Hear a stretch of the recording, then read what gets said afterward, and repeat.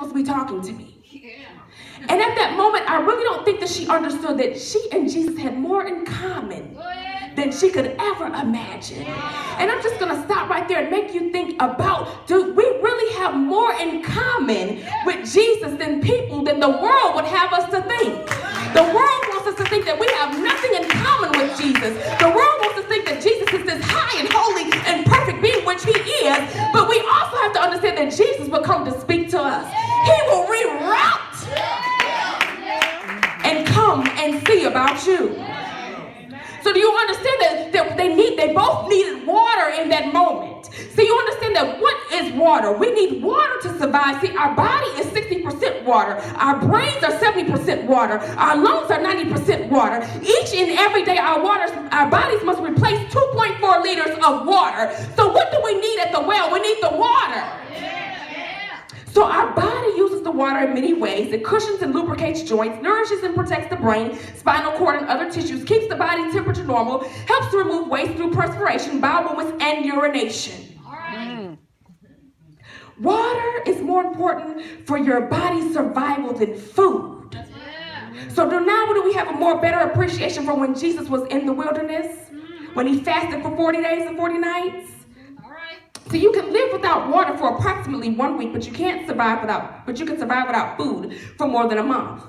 Lack of water or dehydration reduces the amount of blood in your body, forcing your heart to pump harder in order to deliver oxygen, bearing cells to your muscles. In the early stages of dehydration, you can become dizzy, irritable, experience headaches. As dehydration progresses, you can become clumsy, exhausted. Come on, some of us ain't dehydrated and we're feeling like that. Your eyesight fades, and in the last stages of dehydration, you may feel nauseous and vomiting. Without water, you will enter into a coma and die. Oh, yeah, you heard about it. We need water. Yeah.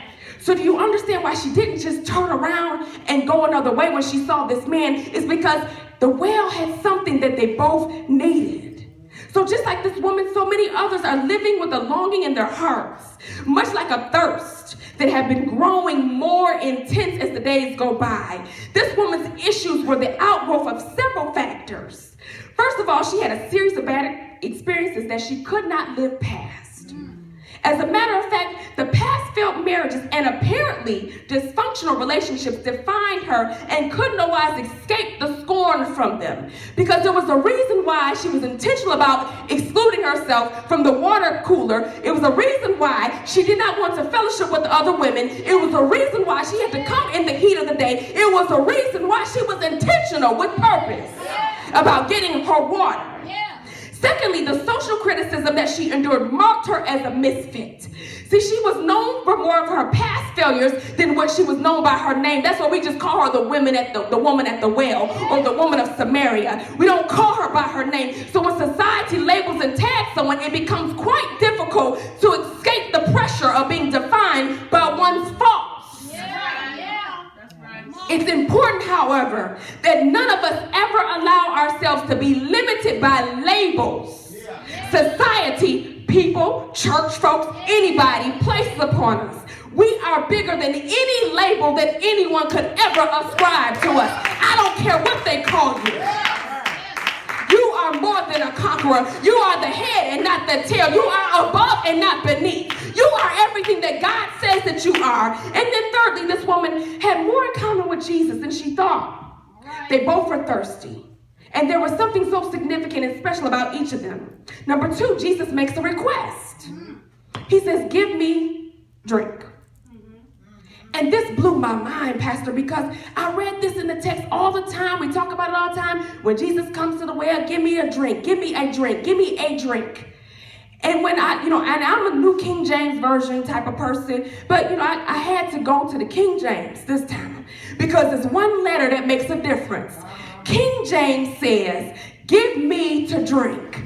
New King James says, give me a drink. And the difference is if you take the A out, all that's left is me. So what is Jesus is really asking her, what he's really telling her, what he's really saying is give me to drink. Y'all missed it like I did, it's okay. He says, give me to drink. If you take the me out of it and put Jesus in it, he says, give Jesus to drink. We missed it. It's okay. It's okay. I missed it too. I got it about 11 o'clock last night. He says, give me to drink, not give me a drink. If we really look at the text, he says, give me to drink. That's not your evangelism campaign. Give me to drink. Give Jesus to drink. Give me a drink. Give me a drink. Give me to drink. That means give Jesus to drink. See, Jesus makes a request to the Samaritan, who happens to be a woman, who happens not to be in the best reputation. She didn't turn around and run as she saw him, but she did speak to him and answer his request with a question. Instead of her just going in her bucket and say, okay, here's the water. Here's this, sir. She gets boggled down by his talking to her. She was outdone by the fact that they were even talking in public, although it was a private conversation. And she is so thrown off by what he said, she missed it, just like we just did. Give me to drink. Not give me a drink.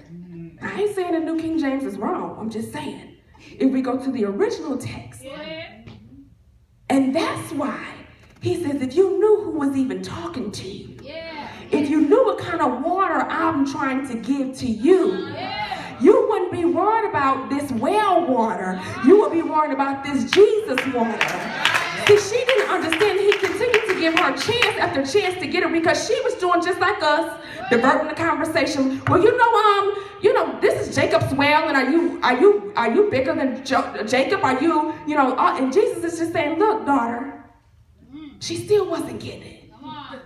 He says, I'm not talking to you about where you're going to worship, because worship has absolutely nothing to do with location. It has everything to do with condition. And if we would get that part right in our hearts and our minds and our souls, we would know that worship has absolutely nothing to do with about location. That's why this praise team can come up here and sit up here and sing their hearts out, because it absolutely has nothing to do with location. They don't care if you worship it or not. They're going to praise God. They don't care if this is filled up or not. They're going to praise God, because it has absolutely nothing to do with location. Because now he's telling her, okay, we can talk about the mountain, we can talk about what your forefathers built, but it's going to come a time, and now is, that we're going to worship God in spirit and in truth. I need the real worshipers to worship me in spirit and in truth. Where did that say anything about a certain type of building? Where does it say that we have to have instruments, that we have to have a band, that we have to have an orchestra, that we have to have all of these things? I just need somebody who has a spirit and who knows the truth. Because when you know the truth not only makes you free, it sets you free. It sets you in the atmosphere to worship him and to receive that drink that he offered you. So can you imagine, again, she's having this conversation. She's trying to, divert the conversation. And that's just like most of us when God tells us to do something. Well, Lord, really what you're saying is, then he has to bring you back. And then when we get so far out there, he got to catch us up, snatch us up, convict us, not condemn us, convict us. So Jesus, after she get done doing all that talking, and he didn't prayed and preached and talked to her about where you gonna worship, he says, go call your husband and come back. She says, I don't have a husband. He said, you told the truth on that one. Because you've had 5. And the one you with now is not yours. And we have to understand that Jesus was not being condemning in that moment. He was pulling her in. He was pulling her heartstrings. He was revealing himself to her in that moment, in a moment she probably never really got to fully experience. And because he told her to go get him and come back, that proves right there that he wasn't being mean about it. Because he could have just said, go and get your husband. Oh, you ain't got no husband? Okay, he could have just started running off on her. But he said, go get your husband and come back. He says, I know you had 5, and the one you're with now is not him. But let me tell you, let me try to offer you again. Give me to drink. This drink. So she still wasn't going for it. She's just there like, you must be a prophet. So now she's trying to, divert again. You must be a prophet or something. You know how we are. People give us a word. They gave me a word. I don't want to get in the line. When the prophet comes, I'm putting my head down. I don't want to hear nothing that they have to say. We have to understand that this was the dynamics in the text where something changed in her. Something changed. She tried to avoid the conversation. Because do you understand, for years, she had been avoiding people. For years, she had been running away. For years, she had been excluding herself. For years, she had been intentional about avoiding people. She didn't want to look people in the eye. She had to walk away from people. She had to be by herself. She had to get her water by herself. She had to walk by herself. She had to be by herself. So now in this moment, this man is going to sit here and tell me everything I've ever done. Who is this man? Yeah. You must be a prophet. Jesus' reply would have scared any of us away or shut us down. That's right. Because we don't want to hear the truth about ourselves. Yeah. We don't want to hear that, I've had 5 husbands. I'm on number 6, but he's really not mine. So Jesus, then number 4, makes an announcement to her. He said, let me be transparent with you. Let me be intimate with you. Because, again, she tries to divert the conversation. He says, well, when that Messiah comes, he's going to tell us everything that we need to know. He becomes very transparent and naked with her and says, I am he. He had never done that before. He had never done that before. So when I'm studying this and I get the revelation and I'm looking and I'm like, okay, Lord, well, you could have came a little bit earlier. You could have came on husband number 1. Why did it take so long for you to get to this point? And as I begin to pray and God began to reveal some things to me, he says, sometimes you need a good opener and sometimes you need a good closer. Y'all just missed it, but that's all right. I'm going to shout for myself. Sometimes you need a good opener, and then sometimes you need a good closer. So let's just say husband number 1 was the high school sweetheart. Let's say number 2 was just, a little big groaner. Let's say number 3 was, the one that got away. Let's say number 4 was just, he gave me my babies. Let's say number 5, he was grown, he was sugar daddy, so I just took him because I didn't have no problem. He didn't want no more kids. He was already settled in his ways.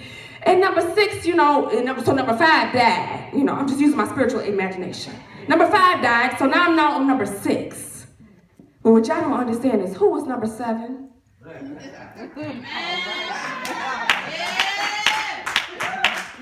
Who was the 7th man that comes into her life? I told you, sometimes you need a good opener and sometimes you need a good closer. Jesus was the 7th man that came into her life and totally changed her life. The opener was, she was the first one that Jesus revealed that he was the Messiah. So do you understand the exchange that's going on here? Do you understand that they are having a transparent moment and close moment together that neither one of them have experienced before? Because you have to understand that, come on y'all, sip some lemonade with me. Sip some lemonade with me for a second. Everything couldn't have been her fault. That's right. For those marriages. Come on, y'all, let's get in formation. Y'all know what I'm talking about. Everything couldn't have been her fault. So now you got this man that's opening up, that's transparent, that told me everything I ever done, and he's still here? He's still here?